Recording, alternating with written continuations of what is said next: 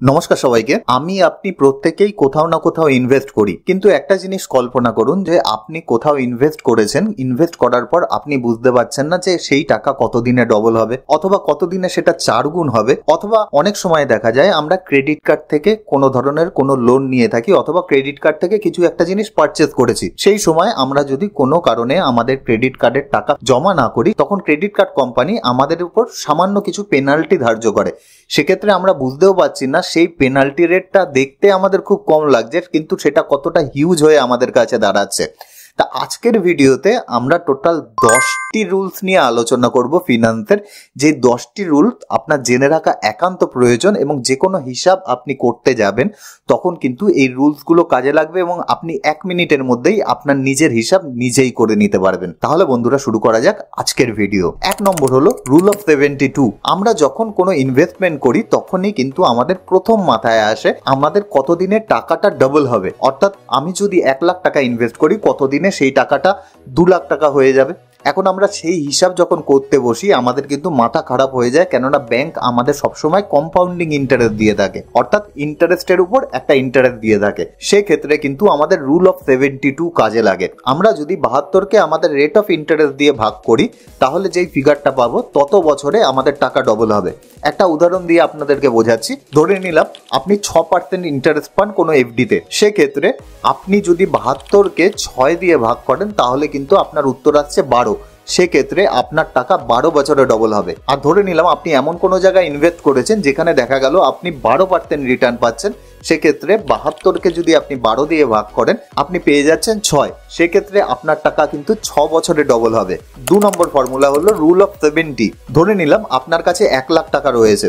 এখন আমরা সবসময় জানি যে আমাদের মূল্য বৃদ্ধি ঘটছে এবং সেই মূল্য বৃদ্ধি ঘটার জন্য আমাদের টাকার পরিমাণ তো এক থাকছে, কিন্তু আমাদের টাকার যে ভ্যালু আছে সেটা কমতে থাকছে। এখন আমি যদি ধরে নিই আপনি 1 লাখ টাকা আপনার আলমারিতে রেখে দিয়েছেন, তাহলে কতদিনে সেই টাকার যে ভ্যালুয়েশন আছে সেই ভ্যালুয়েশন হাফ হয়ে যাবে সেটা জানার জন্য কিন্তু আমাদের রুল অফ 70 কাজে লাগে। প্রথমেই আপনার যে কাজটি করতে হবে, গুগলে গিয়ে আপনাকে সার্চ করতে হবে ইন্ডিয়ার ইনফ্লেশন রেট কত, অর্থাৎ মূল্য বৃদ্ধির যে হার সেটি কত আছে।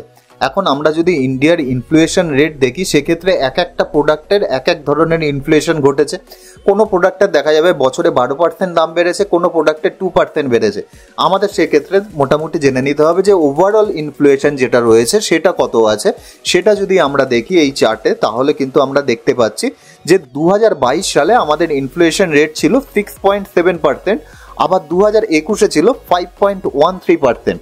এখন আমাদের ইনফ্লেশন যদি 6.70% আর 5.13% এরকমভাবে ভ্যারি করে, আমরা মিডিলে একটা কিছু ধরে নিতে পারি, অর্থাৎ 6% আমাদের ইনফ্লেশন রেট ধরে নিতে পারি। এখন আমরা যদি 6% ইনফ্লেশন রেট আমাদের ধরে নিই তাহলে 70কে যদি 6 দিয়ে ভাগ করি তাহলে কিন্তু আমাদের উত্তর আসছে 11.66, অর্থাৎ প্রায় 11.5 বছরে আপনার টাকার ভ্যালুয়েশন কিন্তু হাফ হয়ে যাবে। একই রকম ভাবে যদি আমাদের ইনফ্লেশন রেট 10% হয়ে থাকে সেক্ষেত্রে 7 বছরে আপনার টাকার ভ্যালুয়েশন হাফ হয়ে যাবে। 3 নম্বর হলো রুল অফ 100। অনেক ব্যক্তি আছে যারা ইনভেস্ট করেন এবং তার সাথে সাথে সেভিংসও করেন। এখন তারা বুঝে পান না যে কতটা অংশ তারা ইনভেস্টমেন্ট করবেন আর কতটা অংশ তারা সেভিংস করবেন। সেভিংস বলতে আমি বলতে চাইছি যে এফডিতে রাখা অথবা দেখা গেল যে কোনো সেফ কোনো জায়গায় তার টাকাটাই রেখে দেওয়া। এখন এর একটা সিম্পল রুল রয়েছে, রুল অফ 100, অর্থাৎ 100 থেকে আপনার বয়স মাইনাস করার পর যে সংখ্যাটি আমরা পাবো তত পার্সেন্ট টাকা আপনি মার্কেটে ইনভেস্ট করতে পারেন। এখন মার্কেট বলতে কিন্তু ডাইরেক্টলি শেয়ার মার্কেটের কথা আমি বলছি না। আপনি যদি শেয়ার মার্কেটে স্বচ্ছন্দ বোধ করেন তো ভালো, নাহলে আপনি মিউচুয়াল ফান্ডে ইনভেস্ট করতে পারেন অথবা ইন্ডেক্স ফান্ডে ইনভেস্ট করতে পারেন। যে কোনো জায়গায় আপনি ইনভেস্ট করতে পারেন আর বাকি অংশ আপনি কোনো সেফ ফান্ডে ইনভেস্ট করতে পারেন। উদাহরণ হিসেবে ধরি যে আপনার বয়স আছে 20 বছর, সেক্ষেত্রে আমরা 100কে 20 দিয়ে বিয়োগ করলে আমরা পাচ্ছি 80, অর্থাৎ আপনার টাকার 80% অংশ আপনি ইকুইটিতে ইনভেস্ট করবেন আর 20% অংশ আপনি কোনো সেফ ফান্ডে ইনভেস্ট করবেন, অর্থাৎ এফডি অথবা পিপিএফ এই ধরনের কোনো জায়গায় আপনি ইনভেস্ট করতে পারেন। তা প্রথমেই বলে রাখি এটা কিন্তু কোনো থাম্ব রুল নয় যে আপনাকে 20%ই সেফ ফান্ডে রাখতে হবে, আপনি 30% রাখতে পারবেন না। প্রত্যেকেরই কিন্তু একটা সিচুয়েশন আলাদা হয়, কারো রিস্ক নেওয়ার ক্যাপাসিটি বেশি হয়, কারো রিস্ক নেওয়ার ক্যাপাসিটি কম হয়। সেক্ষেত্রে আপনি আপনারটা কিন্তু সেইভাবে দেখে নিতে পারেন। মোটামুটি একটা থাম্ব রুল এটা আছে, সেটা দেখে আমরা কিন্তু জাজ করতে পারি যে কতটা অংশ আমাদের ইকুইটিতে আর কতটা অংশ আমরা আমাদের সেফ কোনো ফান্ডে ইনভেস্ট করতে পারি। এখন আপনার বয়স যদি 50 বছর হয়, সেক্ষেত্রে আমরা 100 থেকে 50 বিয়োগ করলে পড়ে থাকছে 50, অর্থাৎ আপনার টাকার 50% অংশ আপনি ইকুইটিতে ইনভেস্ট করবেন আর 50% অংশ আপনি কোনো সেফ ফান্ডে ইনভেস্ট করবেন। এটা তৈরি করার একটা সিম্পল কারণ হলো আপনার বয়স যত কম থাকবে আপনার রিস্ক নেওয়ার ক্যাপাসিটি তত বেশি থাকবে, কেননা আপনার বয়স যত বাড়তে থাকবে আপনি রিটায়ারমেন্টের তত কাছাকাছি আসতে থাকবেন, সুতরাং আপনার রিস্ক নেওয়ার ক্যাপাসিটিও কমে যাবে। তার জন্য আপনার ইকুইটিতে যে পোর্শন ইনভেস্টেড আছে তার পরিমাণ আমাদের কমাতে হবে আর সেফ ফান্ডের পরিমাণ কিন্তু আস্তে আস্তে আমাদের বাড়াতে হবে। 4 নম্বর হলো 50-30-20 রুল। এই রুলটি কিন্তু আমাদের ডেইলি লাইফে খুবই কাজে লাগবে। এই রুলটি বলছে আপনার যেটাই স্যালারি হোক না কেন তার যে 50% পোর্শন, সেই পোর্শনটি আপনি আপনার নিত্য প্রয়োজনীয় কাজে ব্যবহার করবেন, 30% অংশ আপনি আপনার উইশে স্পেন্ড করবেন আর 20% অংশ অবশ্যই আপনি আপনার ইনভেস্টমেন্টের জন্য কাজে লাগাবেন। অর্থাৎ ধরে নিলাম আপনার স্যালারি আছে 10,000 টাকা, এক্ষেত্রে আপনি 5,000 টাকা আপনার যে ফ্যামিলি খরচা আছে সেখানে খরচা করবেন। তার মধ্যে কিন্তু আপনার সমস্ত ধরনের ইএমআইও থাকবে, আপনি যদি কোনো হাউস বিল্ডিং লোন নিয়ে থাকেন সেটাও তার মধ্যে থাকবে। এছাড়া আপনার ছেলেমেয়ের স্কুল টিউশন ফিস থেকে শুরু করে সমস্ত ধরনের ফ্যামিলি এক্সপেন্সেস যে কোনো ধরনের বিল হোক সবই এই 5,000 টাকার মধ্যে হবে। বাকি 3,000 টাকা আপনি আপনার এন্টারটেনমেন্ট বাবদ খরচা করবেন, আপনি রেস্টুরেন্টে খেতে যাচ্ছেন, কোথাও ঘুরতে যাচ্ছেন, এই ধরনের বিষয়ে আপনি খরচা করবেন। আর 20% অংশ অর্থাৎ 2,000 টাকা সেটা কিন্তু আপনি অবশ্যই আপনার ইনভেস্টমেন্টের পেছনে খরচা করবেন। আমি কিন্তু এক্ষেত্রে বলবো যে আপনি এই 30 আর 20টাকে উল্টে দিন। যদি আপনার বয়স কম হয়, আপনার বয়স যদি 20 অথবা 30-তে থাকেন, সেক্ষেত্রে আমি অবশ্যই বলবো আপনার টাকার 30% অংশ আপনি অবশ্যই সেভ করুন আর বাকি 20% অংশ আপনি আপনার এন্টারটেনমেন্টে খরচা করুন। আর আপনার যদি কোনো ধরনের কোনো ফ্যামিলি বার্ডেন না থাকে, সেক্ষেত্রে তো আমি বলবো বাকি যে 50% পড়ে রয়েছে যেটা আমরা ফ্যামিলি এক্সপেন্সেসের জন্য রেখেছিলাম সেটাকেও আপনি ইনভেস্টমেন্টের জন্য খরচা করুন। 5 নম্বর হলো রিভলভিং ক্রেডিট ফর্মুলা। অনেকেই আছে আমাদের মধ্যে যারা ক্রেডিট কার্ড ব্যবহার করে এবং ক্রেডিট কার্ড খুব একটা খারাপ জিনিস এটাও আমি কখনো বলবো না। আমি পার্সোনালিও ক্রেডিট কার্ড ব্যবহার করি। পরে নিশ্চয়ই আমি কোনো একটা ভিডিও আনবো যেখানে আমি আলোচনা করব একটা ক্রেডিট কার্ডের কি কি সুবিধা আমরা পেতে পারি, কি কি অসুবিধা পেতে পারি, আমাদের ক্রেডিট কার্ড ইউজ করা উচিত কি উচিত নয়। কিন্তু এর একটা জিনিসই অসুবিধা হয়ে দাঁড়ায়, ধরে নিলাম আপনি ক্রেডিট কার্ডে কোনো একটা জিনিস পারচেজ করেছেন, সেই জিনিসটা দেখা গেল যে 10,000 টাকা। এখন মাসের শেষে দেখা গেল কোনো কারণবশত আপনি ওই 10,000 টাকা দিতে পারলেন না। এখন সেই ক্রেডিট কার্ড কোম্পানি আপনাকে বললো আপনি টাকা দিতে পারেননি, কোনো অসুবিধা নেই, যেটা মিনিমাম ডিউ আছে সেটা দিয়ে দিন 100 টাকা অথবা 150 টাকা, বাকি টাকা আপনার ডিউ থাক, কোনো ধরনের কোনো অসুবিধা নেই। আপনি ওই 150 টাকা দিয়ে দিলেন, তার বিনিময়ে ক্রেডিট কার্ড কোম্পানি আপনার উপর 300 টাকা ইন্টারেস্ট চাপালো। আপনি মনে মনে ভাবলেন 300 টাকাই তো মাত্র, কি এসে যায় এতে। কিন্তু এই 300 টাকাই আপনার 10,000-এ 3% হচ্ছে, অর্থাৎ প্রতি মাসে আপনাকে 3% ইন্টারেস্ট দিতে হচ্ছে। এছাড়াও এটাকে যদি আমরা বছরে কনভার্ট করি তাহলে 3 × 12 করলে 36% হয়ে যাচ্ছে। সেক্ষেত্রে আপনাকে 36% ইন্টারেস্ট পেমেন্ট করতে হচ্ছে। এটা কিন্তু আমরা সাদা চোখে দেখলে বুঝতে পারছি, কিন্তু এর কম্পাউন্ড ইন্টারেস্ট যদি আমরা ক্যালকুলেশন করি তাহলে এটা কিন্তু আরো বেশি হচ্ছে। এক্ষেত্রেই কিন্তু আমাদের কাজে লাগবে রিভলভিং ক্রেডিট ফর্মুলা। এই ফর্মুলাটি জানার জন্য আমরা কম্পিউটার স্ক্রিনে চলে যাই। তা ফর্মুলাটি হলো ব্র্যাকেটের মধ্যে 1 প্লাস আমাদের যে মান্থলি ইন্টারেস্ট রেট সেটি ব্র্যাকেট ক্লোজ ক্রেটা 12 - 1। এখানে কিন্তু আমরা আমাদের এক্সেলের মধ্যে ফর্মুলাটি দেখতে পাচ্ছি। এখন আমরা যদি এটাকে ইউজ করি তাহলে কিন্তু এখানে আমাদের আয়ের জায়গায় অর্থাৎ আমাদের যে ইন্টারেস্ট রেট আছে সেখানে আমাদের 3 বসিয়ে দিতে হবে, যেহেতু আমাদের 3% মান্থলি ইন্টারেস্ট দিতে হচ্ছিল।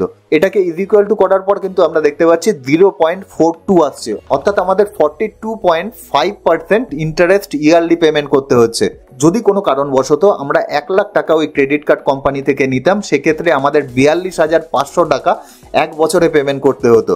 যেহেতু আমাদের কাছে অ্যামাউন্টটা অনলি 300 টাকা, সেহেতু আমাদের গায়ে লাগে না এবং আমরা মনে করি যে খুব কম পয়সার মধ্যে আমরা একটা ধার পেয়ে গেছি। 6 নম্বর হলো 12x লাইফ ইন্স্যুরেন্স রুল। আমাদের প্রত্যেকেরই একটা লাইফ ইন্স্যুরেন্স করে নেওয়া একান্ত প্রয়োজন। এক্ষেত্রে লাইফ ইন্স্যুরেন্স বলতে আমি কিন্তু টার্ম ইন্স্যুরেন্সের কথা বলছি। এখন অনেকেই বলবেন যে টার্ম ইন্স্যুরেন্সে পয়সা দিলে সেই পয়সা তো ফেরতই পাওয়া যায় না, কেননা টার্ম ইন্স্যুরেন্স তখনই আমাদের কাজে লাগে যখন আমাদের মৃত্যু ঘটে, অর্থাৎ আমরা মারা গেলে আমাদের ফ্যামিলি মেম্বার সেই টাকাটি পাবে। এক্ষেত্রে অনেকেই বলবে যে আমি টার্ম ইন্স্যুরেন্স করব না, আমি অন্য কোনো ধরনের পলিসি করব, কেননা ওখানে আমি তো টাকাও ফেরত পাবো, তার সাথে আমাদের যদি ডেথ হয়ে যায় তারপরেও আমাদের ফ্যামিলি টাকা পাবে। দেখুন, আপনি যেই প্রিমিয়ামটাই আপনার কোম্পানিকে দিন না কেন, তার থেকে একটা পোর্শন কিন্তু আপনার টার্ম ইন্স্যুরেন্স বাবদ সেই কোম্পানি কেটে রেখে দেয়। সুতরাং ওটা আপনি না করে আপনি আপনার পুরো টাকাই টার্ম ইন্স্যুরেন্সে ইনভেস্ট করতে পারলে, এবং বাকি যে পোর্শন টাকা আপনি ওখানে ইনভেস্ট করছেন সেখানে না করে অন্য কোনো জায়গায় ইনভেস্ট করলে আপনি ওর থেকে হতে পারে অনেক ভালো রিটার্ন পেলেন। যাই হোক, প্লেন টার্ম ইন্স্যুরেন্স করে নেওয়া কিন্তু আপনার জন্য প্রফিটেবল। পরে অন্য কোনো ভিডিওতে আমি এটা নিয়ে ডিটেলে আলোচনা করব। তা আমাদের প্রত্যেকেরই উচিত আমাদের বছরে যে রোজগার আছে সেই রোজগারের 20 টাইম, অর্থাৎ আপনার যদি বছরে রোজগার থাকে 1 লাখ টাকা, তার 20 টাইমস হচ্ছে 20 লাখ টাকা। আপনার 20 লাখ টাকার একটা লাইফ ইন্স্যুরেন্স করে রাখা একান্ত প্রয়োজন। আবার বলছি, এটি কিন্তু আমি টার্ম ইন্স্যুরেন্সের কথা বলছি। এখন দেখা যাবে অনেক লোকেরই রোজগার রয়েছে বছরে 5 লাখ টাকা, সেক্ষেত্রে তার 1 কোটি টাকার একটা লাইফ ইন্স্যুরেন্স করে রাখা কিন্তু একান্ত প্রয়োজন। আপনি 1 কোটি টাকা সাম অ্যাসিওরের একটা লাইফ ইন্স্যুরেন্স করতে গেলে আপনার বয়স যদি কম হয়, ধারে কাছে 5-6 হাজার টাকা খরচা করলে আপনি একটা টার্ম ইন্স্যুরেন্স কিন্তু পেয়ে যেতে পারেন। আপনি চাইলে একবার গুগলে সার্চ করে দেখে নিতে পারেন। আপনার বয়স যত বাড়তে থাকবে এই ইন্স্যুরেন্স প্রিমিয়ামের পরিমাণ কিন্তু ততই বাড়তে থাকবে। আমরা যখন ইনভেস্ট করি আমরা যেরকম ভাবি যে আমাদের টাকা কতদিনে 2 গুণ হবে, আবার সাথে সাথে এটাও ভাবি আমাদের টাকা কতদিনে 4 গুণ হবে। এক্ষেত্রে কিন্তু আমাদের কাজে লাগবে রুল অফ 144, অর্থাৎ আমরা 144কে যদি আমাদের রেট অফ ইন্টারেস্ট দিয়ে ভাগ করি তাহলেই কিন্তু আমরা পেয়ে যাব কতদিনে টাকা আমাদের 4 গুণ হবে। উদাহরণ হিসাবে বলি যে ধরে নিলাম আপনি কোথাও ইনভেস্ট করছেন এবং সেখান থেকে আপনি 12% ইয়ারলি রিটার্ন পাচ্ছেন। সেক্ষেত্রে আপনি 144কে যদি 12 দিয়ে ভাগ করেন তাহলে কিন্তু পেয়ে যাবেন 12। সেক্ষেত্রে আপনার 12 বছরে আপনার টাকা 4 গুণ হচ্ছে। 8 নম্বর হলো 12x এমার্জেন্সি ফান্ড, অর্থাৎ আমাদের প্রত্যেকেরই এমার্জেন্সি ফান্ড করা প্রয়োজন, আমরা প্রত্যেকেই জানি, এবং সেটা নিয়ে আমাদের বেশ কিছু ডেডিকেটেড ভিডিও আছে, অথবা খুব তাড়াতাড়ি চলে আসবে। অবশ্যই রিকোয়েস্ট করব ভিডিওটি দেখে নিতে, খুবই ইন্টারেস্টিং ভিডিও। যাই হোক, আমাদের প্রত্যেকেরই একটা এমার্জেন্সি ফান্ড করা উচিত। এখন আমরা বুঝে পাই না যে কতটা টাকা আমাদের এমার্জেন্সি ফান্ডে রাখা উচিত। এক্ষেত্রে যে থাম্ব রুলটা বলছে সেটা হলো আপনার যে মান্থলি রোজগার রয়েছে সেই রোজগারের 12x অর্থাৎ 12 গুণ আপনাকে একটা এমার্জেন্সি ফান্ড মিনিমাম করা উচিত। অর্থাৎ আপনার রোজগার যদি 10,000 টাকা মান্থলি হয় সেক্ষেত্রে আপনার 1,20,000-এর এমার্জেন্সি ফান্ড অবশ্যই থাকা উচিত, এবং সেই এমার্জেন্সি ফান্ড কোনো সেফ জায়গায় রাখা উচিত যার লিকুইডিটি খুব হাই হয়। 9 নম্বর হলো 40% ইএমআই রুল। আমাদের লাইফে অনেক সময় দেখা যায় আমাদের লোন নিতে হয়। এখন অনেকেই বুঝে পান না যে কতটা টাকা আমরা লোন নিতে পারি। এক্ষেত্রে কিন্তু আপনারা 40% ইএমআই যে রুলটি আছে সেই রুলটি ইউজ করতে পারেন।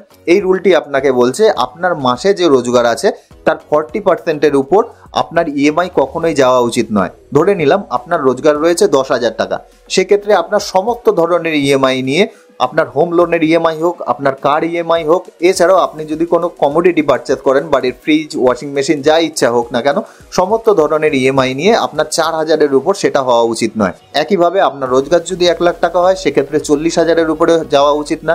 এক্ষেত্রে আরও একটা জিনিস কিন্তু মাথায় রাখতে হবে, আমাদের যে 50%, 30%, 20%-এর রুলটা রয়েছে সেটাও কিন্তু আমাদের মাথায় রাখতে হবে। 50%-এর মধ্যে আমাদের সংসার খরচা চলতে হবে।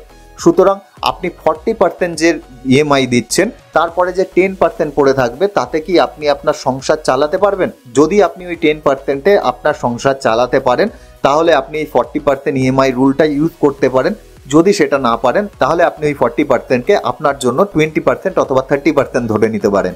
10 নম্বর হলো 25x রিটায়ারমেন্ট রুল। অনেক ব্যক্তি ভাবেন যে আমি 60 বছরের আগে রিটায়ারমেন্ট নিয়ে নেব, সেক্ষেত্রে সে ভাবে যে কত টাকা আমার জন্য এনাফ হবে। এক্ষেত্রে একটা রুলস রয়েছে 25x রিটায়ারমেন্ট রুল। আপনার বছরে যে খরচা রয়েছে সেই খরচাকে 25 দিয়ে গুণ করলে যে টাকাটি পাবেন সেই টাকাটি যদি আপনার সঞ্চয়ে থাকে তাহলে আপনি এই মুহূর্তে রিটায়ারমেন্ট নিতে পারেন। ধরে নিলাম আপনার বছরে খরচা 1 লাখ টাকা, সেক্ষেত্রে 1 লাখকে 25 দিয়ে গুণ করলে আপনি পেয়ে যাবেন 25 লাখ টাকা। সেক্ষেত্রে 25 লাখ টাকা যদি আপনার কাছে থাকে তাহলে কিন্তু আপনি আপনার রিটায়ারমেন্ট নিতে পারেন, এই রুলটি বলছে। কেননা সেই টাকাকে যদি আপনি সঠিকভাবে মেনটেন করতে পারেন তাহলে হতে পারে আপনি 8% অথবা 10% রিটার্ন জেনারেট করতে পারলেন, এবং সেখান থেকে যদি আপনি 4% আপনার পার্সোনাল ইউজের জন্য ইউজ করেন তাহলে কিন্তু বাকি যে রিটার্ন আপনি জেনারেট করছেন সেটা ইনফ্লেশনকে অ্যাডজাস্ট করে নেবে। সুতরাং আপনার টাকার ভ্যালুয়েশনও আপনার লস করবে না এবং আপনি আপনার সারা জীবন চালিয়ে নিতে পারবেন, এটা এই রুলটা বলছে। কিন্তু আমি পার্সোনালি বলবো আপনি যদি 30-তে থাকেন অথবা 40-তে থাকেন তাহলে আমার মনে হয় না যে 25x রিটায়ারমেন্ট রুল আপনার জন্য অ্যাপ্লিকেবল হবে। সেক্ষেত্রে সেটা আপনার জন্য 35x অথবা 40x রুল হিসাবে মানতে হবে। কিন্তু আপনার বয়স যদি 60 অথবা 70 হয় সেক্ষেত্রে হতে পারে যে 25x রুলস অ্যাপ্লাই করলে আপনার বাকি লাইফটা চলে যাবে। তা ভিডিও লাস্টে আবার বলে রাখি, প্রতিটা রুলই আমাদের জানা প্রয়োজন, তাহলে আমরা একটা হালকা ধারণা করতে পারবো আমাদের ফাইন্যান্স নিয়ে। তার মানে এই নয় এই রুলগুলোকে আমাদের আঁকড়ে ধরে সমস্ত কিছু পয়েন্ট বাই পয়েন্ট মানতে হবে। আমাদের নিজেদের পরিস্থিতি অনুযায়ী সেগুলো কিন্তু আমরা ওপর নিচে অবশ্যই করে নিতে পারি। আশা করি ভিডিওটি ভালো লাগবে। ভিডিওটি যদি ভালো লাগে বন্ধু বান্ধবের মধ্যে শেয়ার করতে ভুলবেন না। তাহলে দেখা হচ্ছে নেক্সট ভিডিওতে, ততক্ষণের জন্য বাই।